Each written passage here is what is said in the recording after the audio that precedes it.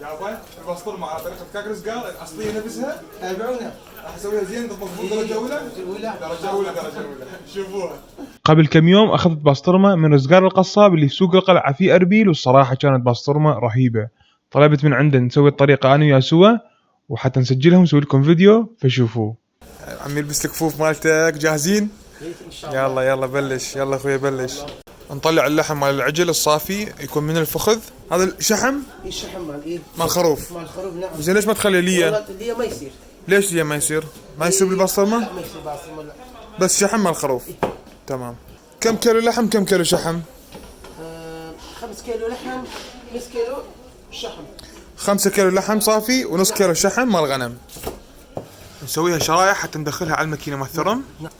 يقول لك سر البسطرمه لازم اللحم قبل ما يثرموه يخلوا له ملح، يدقوا كل شيء وبعدين يثرموه، الملح يدخل داخل اللحم. مهمه كلش. هسه راح نثرمها دقيقه. هاي يا حجم هذا كبير لو صغير؟ لا هي وسط. وسط يصير وسط. اوكي. هاكا كملنا؟ لا والله بعد. ليش؟ واثرمها مره ثانيه مرتين حتى يصير ناعم. لازم اللحم يصير ناعم. اي ناعم خوش. ثرمه ثانيه اللحم يصير ناعم. باعوا هاي الثرمه الثانيه لونها وردي، هاي الثرمه الاولى بعدها احمر، يقول لك لونه يختلف ويطلع يخبل. هسه نفتح اللحم طبقه خفيفه. كم؟ كل كيلو ايه فد راس. كل كيلو لحم راس ثوم كامل نقشره ونخليه بالخلاطه هذه ونسدها. نعم. وبعدين نطحن الثوم. لازم نسوي ناعم تقريبا؟ نعم هواي نعم. نسوي ناعم هواي ناعم. ماكينه زينه. ايه بس كذا بالسوق ايه. عشان صار كلش ناعم. نعم. هسه شو نسوي؟ استنى نخلطه نخليه على اللحم. عشان دي فرشه وزع كله. وهسه راح نخلي البهارات مال البسطرمه فوق اللحم والثوم. طبعا البهارات مكونه من شنو؟ كمون وكزبره وكبابه، قرنفل وجوز الطيب، وشنو اخر شيء؟ جنزبيل. ايه.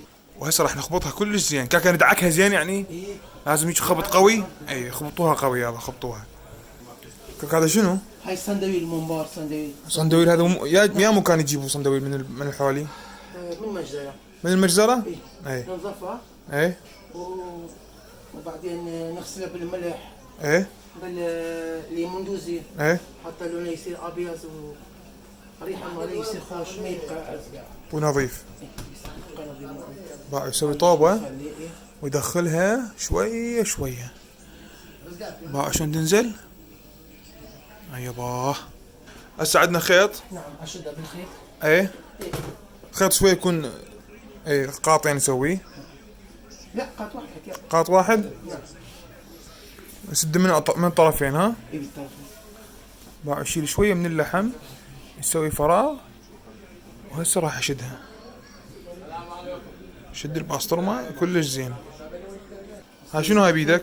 هاي ابره؟ نعم. تسوي فتحات؟ هواء نعم. حتى يطلع هواء ايه؟ يخرب.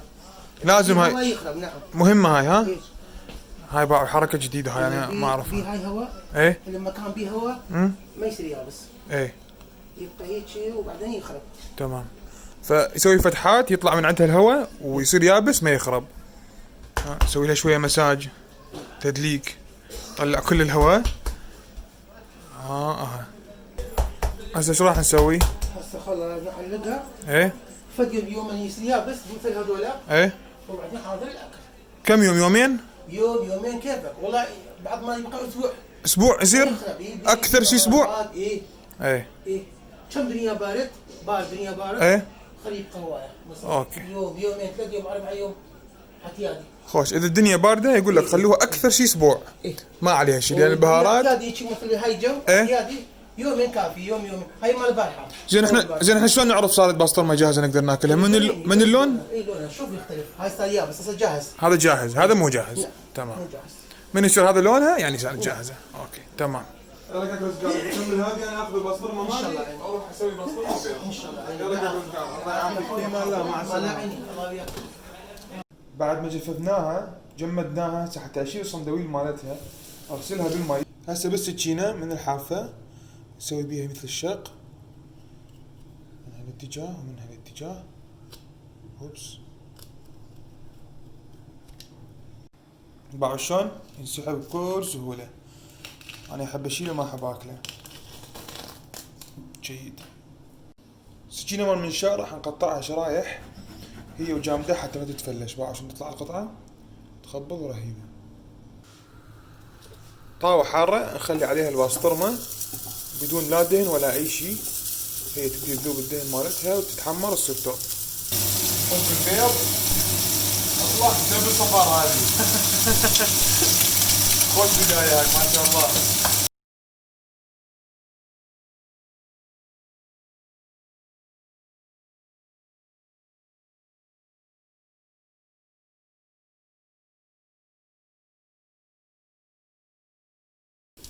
صمون عراقي اهم شي، بعدين ننزل فيها حار النار بعدها. توب رهيبة. البهارات فتشي.